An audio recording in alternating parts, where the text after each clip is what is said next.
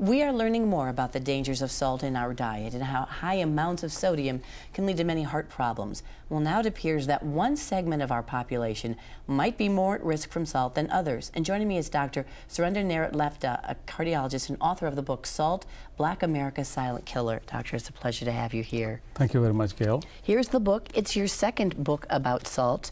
This is something that you obviously find salt being a real detriment to everyone. Yes, Gail, indeed, salt, unfortunately, is the silent killer of Black America. That's what we have found, and that's why we wrote this book. And with this book, we want to persuade, convince, and motivate Black America to cut back on the salt. And how did you come to this conclusion? Salt happens to be a problem for Black America. We have known that for a long time. The Black Americans are more salt sensitive than Caucasians. And that accounts for a majority, I would say 3/4 of the problem, why the Black Americans have much worse health problems. For example, this may come as a surprise to you, nearly 70% of all the health problems that contribute to Black Americans doing worse than Caucasians are really coming from this salt sensitivity. I'd never heard of this before. Is this a new discovery, doctor? No, we have known it for quite some time, but we're learning more and more about it. But the salt sensitivity actually traces back to the days of the slavery and the slave transport.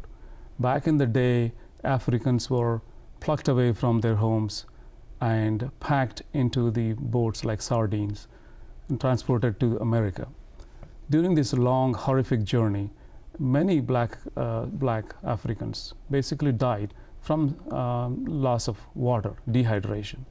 But there were salt-sensitive blacks from Africa who had a mechanism to retain more water. So they survived in larger numbers. So the present-day Black Americans are descendants of these salt-sensitive Africans. That's why we have Black Americans in this country who are salt-sensitive, and they pay a much higher price for the salt habit.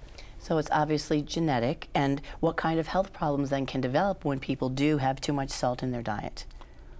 As we've written before, salt is bad for everybody, but specifically for Black Americans.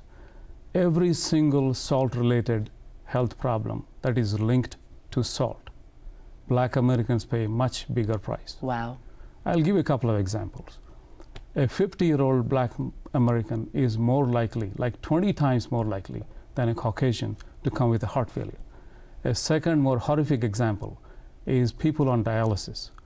About 1/3 of all Americans on dialysis are Black Americans, but we only have 12–13% of Americans are Black.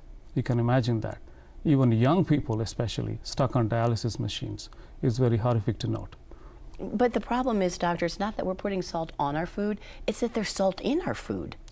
Yes, the studies have shown that 80% of the excess salt we consume is already in the food that we buy from the stores. Only 20% is what we ourselves add. But if you don't buy all these foods that already have salt added in them by carefully reading the labels, then you'll avoid that 80%. You brought a couple examples. You just wanted to quickly show the dangers of salt enlarging the heart. What do you mean? Yes, when you have high blood pressure from salt, your heart keeps on working against higher pressure. It keeps on growing and growing and growing. And as it grows, the shape of the heart changes from a football to a baseball. And the heart muscle needs to relax before it pumps. And a baseball does not relax, it loses its elasticity. So think of it as a golfer. If you're a golfer, your backswing is very important to hit the ball very far. And if you keep losing your backswing, that's what happens. As your heart muscle is getting bigger and bigger, you cannot hit the ball as far. And that's how you get into heart failure. Heart failure, by the way, is the #1 reason for hospitalization in America right now. Well, doctor, this is fascinating, and obviously there's so much more in the book. We want folks to know that we have the website up there where they can order that book, and what a wonderful thing to bring to everyone's attention, that we all need to look at labels, right, on foods, and we'd be surprised how much sodium is in there. Doctor, thank you so much. It's a pleasure to have you. Thank you very much, Gail.